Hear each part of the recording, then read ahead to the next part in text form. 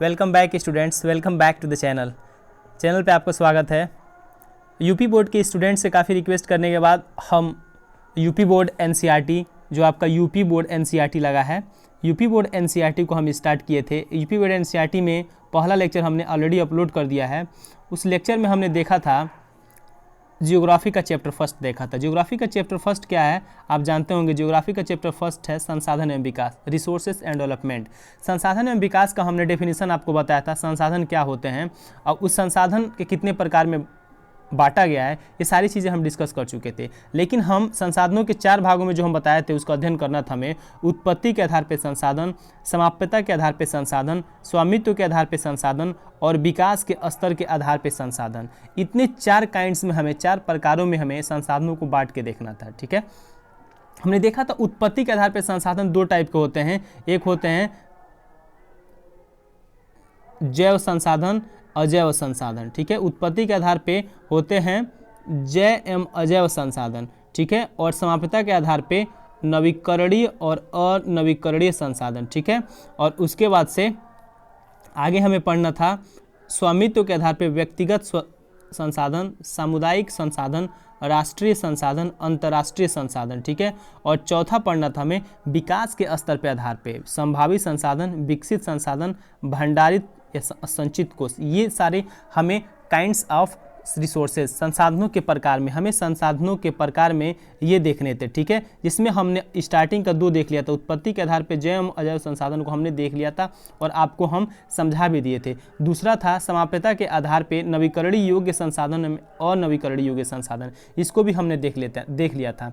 आइए स्टार्ट करते हैं और उसमें कुछ बेसिक चीज़ें बता देते हैं। उत्पत्ति के आधार पर मैंने आपको बताया था संसाधन 2 प्रकार के होते हैं, जैव संसाधन एवं अजैव संसाधन। जैव संसाधन ऐसे संसाधन जिनमें जान होते हैं उन्हें जैव संसाधन कहते हैं, जैसे वनस्पतियाँ, wildlife animal, human beings, ये सब जैव संसाधन है क्योंकि इनमें जान होती हैं। और दूसरा था अजैव संसाधन, ऐसे संसाधन जिसमें जान नहीं होते, निर्जीव वस्तु है जिसमें जान नहीं होती है, उनको हम बोलते हैं अजैव संसाधन। इसको हमने देख लिया था। सेकेंड था समाप्यता के आधार पर संसाधन। समाप्यता के आधार पर संसाधन को हमने देखा था,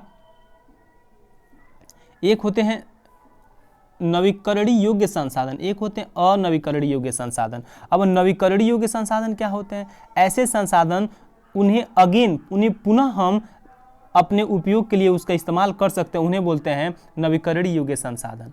ऐसे संसाधन जो एक बार खत्म हो जाते हैं लेकिन फिर से उन्हें हम प्राप्त कर सकते हैं, उन्हें नवीकरणीय संसाधन कहते हैं। और ऐसे संसाधन जो एक बार खत्म हो जाएं तो अगेन हम उन्हें प्राप्त नहीं कर सकते हैं, चाहे आप फिजिकल मेथड, केमिकल मेथड या आपका मैकेनिकल मेथड, यानी आप भौतिक, रासायनिक एवं यांत्रिक क्रियाओं के माध्यम से उस संसाधन को आप वापस रीगेन नहीं कर सकते, उसे पुनः प्राप्त नहीं कर सकते हैं। उसे हम बोले थे अनवीकरणीय संसाधन। ठीक है, इसको 2 को हमने काफ़ी डिटेल वे में आपको एक्सप्लेन किया था।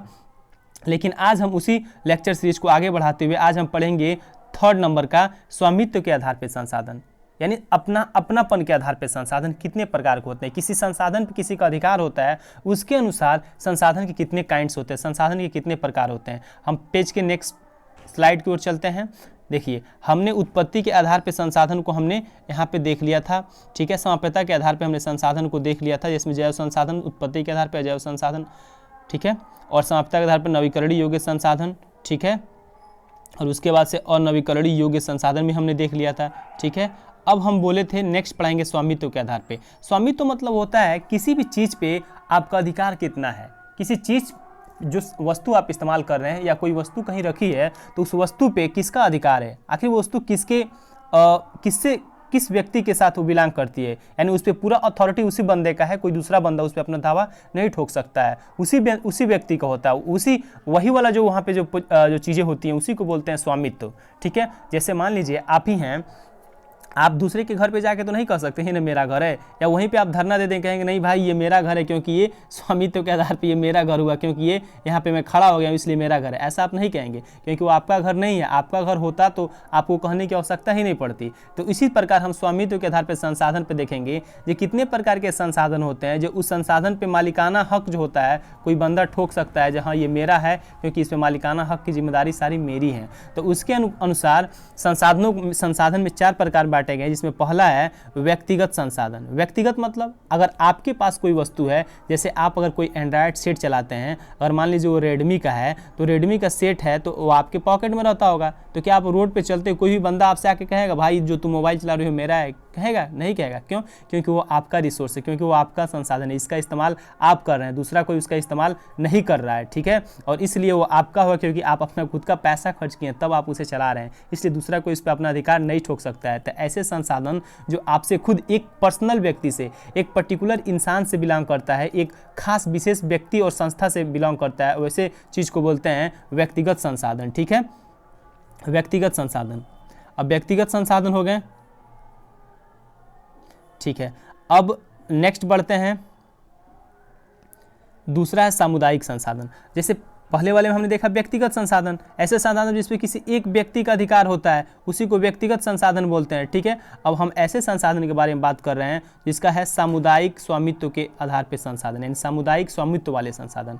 देखिए वो संसाधन रहेगा, जिस ये संसाधन में बात करने जा रहा हूँ, सामुदायिक संसाधन की जो मैं बात करने जा रहा हूँ, वो तो संसाधन रहेगा, ठीक है। लेकिन इस वाले संसाधन पे आपका अधिकार यहाँ पे नहीं होगा। आपका अधिकार इसलिए नहीं होगा क्योंकि ये पूरे जिस समुदाय में आप रह रहे हैं, आप उस समुदाय वाले पूरे लोगों का उस पर अधिकार होगा, उसी को बोलते हैं सामुदायिक स्वामित्व वाले संसाधन। ऐसे संसाधन जिस पे एक आदमी का अधिकार नहीं होता है, उस पर पूरे समुदाय, उस पूरे कम्युनिटी में रहने वाले जितने भी लोग होते हैं उन सारे लोगों का उस पर अधिकार होता है, वैसे संसाधन को बोलते हैं सामुदायिक संसाधन, ठीक है। जैसे इसमें एक जो दिया है उसे हम पढ़ के आपको बताते हैं। ये संसाधन समुदाय के सभी सदस्यों को उपलब्ध होते हैं। गांव की शामिल भूमि, चरण भूमि, शमशान भूमि, तालाब इत्यादि, और नगरीय क्षेत्रों में सार्वजनिक पार्क, पिकनिक स्थल, खेल के मैदान, वहाँ रहने वाले सभी लोग, ये सब सामुदायिक संसाधन के पार्ट हैं। देखिए उस पे अगर मान लीजिए आपके गांव में कोई तालाब है तो उस तालाब पे आपका अधिकार एकलौता नहीं होगा। उस तालाब पे पूरे गांव के यदि तालाब है तो उस पूरे गांव के तालाब के लोगों का उस पर अधिकार होगा। लेकिन हम मान लीजिए आपके पास पैसा है तो उस तालाब को आप खरीद लीजिए। जब उस तालाब को आप खरीदेंगे तब उस तालाब जो पहले सार्वजनिक तालाब था, तब जाके आपका वो व्यक्तिगत तालाब हो जाएगा, तब आपका वो व्यक्तिगत अपना खुद का तालाब हो जाएगा और इसका इस्तेमाल आप खुद करेंगे, ठीक है। लेकिन जब तक आप पूरे गांव के लिए है, पूरे गांव के लोग उस पर इस्तेमाल कर रहे हैं, तब तक वो सामुदायिक स्वामित्व वाले संसाधन के श्रेणी में आएंगे, ठीक है। अब आते हैं राष्ट्रीय संसाधन। ऑब्वियसली आप पढ़ के भी समझ रहे होंगे, ऐसे संसाधन जिस पे पूरे देश का अधिकार होता है, पूरे देश का, जिस देश से मान लीजिए हम लोग इंडिया में रहते हैं, तो इंडिया में रहने वाले प्रत्येक बंदा, हम भी एक संसाधन, इंसान भी एक संसाधन, ह्यूमन बीइंग भी एक संसाधन है, तो हम भी कहीं ना कहीं भारत के संसाधन के भाग हुए, राष्ट्रीय संसाधन के भाग हुए। अगर मान लीजिए हमारा घर यूपी में है तो यूपी में हम किसी पर्टिकुलर डिस्ट्रिक्ट में रह रहे हैं, तो पर्टिकुलर डिस्ट्रिक्ट भी अपने देश का ही पार्ट है।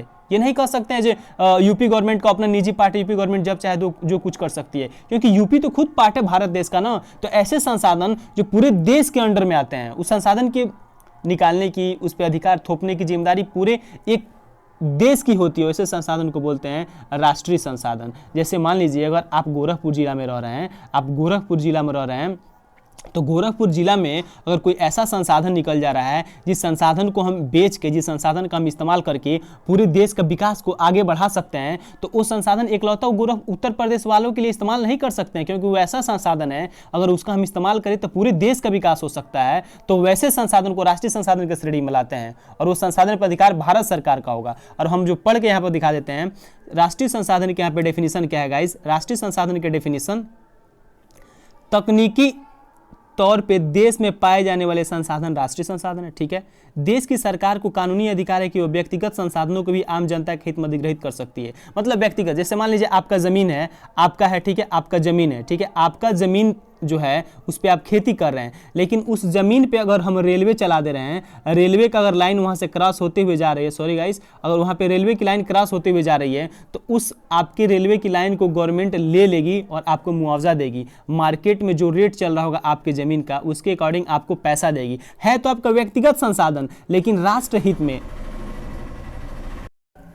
लेकिन राष्ट्र हित में आपके भूमि का प्रयोग किया जा रहा है, इसलिए आपसे भूमि वो ले ली जा रही है। लेकिन जब आपसे वो भूमि ले ली जा रही है तो आपका उसका क्षतिपूर्ति भी दिया जा रहा है। ये नहीं सरकार वैसे आपको ले रही है, आपको उसका क्षतिपूर्ति, आपको हर्जाना दे रही है। ठीक है, तो यहीं पे इसका कहने का मतलब है ऐसे संसाधन उसको गवर्नमेंट कभी भी अधिग्रहित कर सकती है। आपने देखा होगा कि सड़कें, नहरें, रेल लाइन व्यक्तिगत स्वामित्व वाले खेतों में बनी हुई होती हैं। शहरी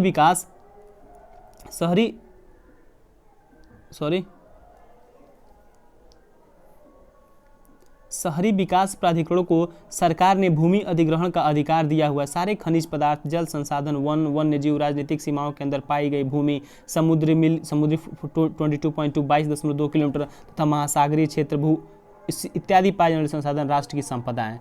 ये जितने भी मैं यहाँ पे चीज़ें बोला हूँ वो सारे, अगर आप जिस क्षेत्र में रह रहे हैं उस क्षेत्र की जो भी चीज़ें, भूमि है, मिट्टी है, पानी है, पेड़ पौधे हैं, जंगल है, जानवर है, इवन अगर हमारे देश का मैप इस तरह है तो हमारे देश का मैप आप जानते हैं, यहाँ पे श्रीलंका हमारा इंडिया है ये, तो इंडिया यहाँ से लेके लगभग यहाँ तक,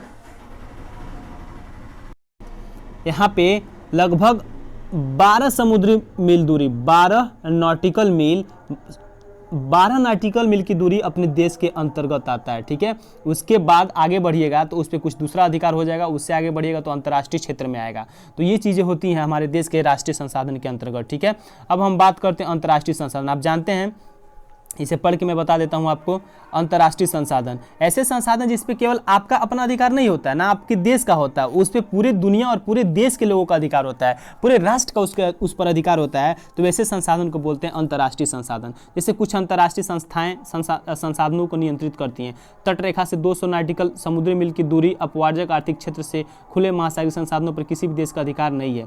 इन संसाधनों को अंतर्राष्ट्रीय संस्थाओं की सहमति के बिना उपयोग नहीं किया जा सकता है। I am going to tell you, अब देखिए मैं आपको बताने जा रहा हूँ क्या, ये अपने देश का मैप है। ठीक है, अगर यहाँ से 200 नॉटिकल मील की दूरी आप तय करके आते हैं, 200 नॉटिकल मील की दूरी तय करके आते हैं, तो इस 200 नॉटिकल जो मील होगी अपने देश की, यहाँ तक ये अपने देश की सीमा होगी, ये अपने देश की सीमा होगी। और इस 200 नॉटिकल मील की दूरी में भारत सरकार जितने भी यहाँ पे संसाधन होंगे उसका निकाल के अपने देश के लिए इस्तेमाल कर सकता है। वहाँ पे आर्टिफिशियल इंसान द्वारा बनाई गई यहाँ पे आइलैंड का विकास कर सकता है, यहाँ पे कुछ भी कर सकता है। 200 नॉटिकल मील की दूरी के अंतर्गत भारत सरकार कुछ भी कर सकता है। लेकिन गाइस, जैसे 201 किलोमीटर आप होंगे, जैसे 201 नॉटिकल मील की दूरी तय होगी, तो उस पर आपका इकलौता अधिकार नहीं होगा, उस पर पूरे दुनिया और पूरे देश का अधिकार हो जाएगा। और तब जाकर अगर आप उस पर अधिकार कर रहे हैं तो वहाँ पे पाकिस्तान और जितने भी देश होंगे सब आपको वहाँ पे चेतावनी देने लगेंगे और आपको अंतर्राष्ट्रीय स्तर पे जाके आपको जवाब देना होगा जो आप अंतर्राष्ट्रीय जो सागरीय क्षेत्र है उस पर आप उस जो नियम कानून बने उसका आप उल्लंघन कर रहे हैं। ठीक है, तो आगे बढ़ते हैं। तो हमने देख लिया कैसे देखा, आज हमने संसाधन में देखा था, आज हमने व्यक्तिगत संसाधन आज हमने देखा। ठीक है, हमने राष्ट्रीय संसाधन देखा, अंतर्राष्ट्रीय संसाधन देखा, एक था सामुदायिक संसाधन देखा। ठीक है, ये था स्वामी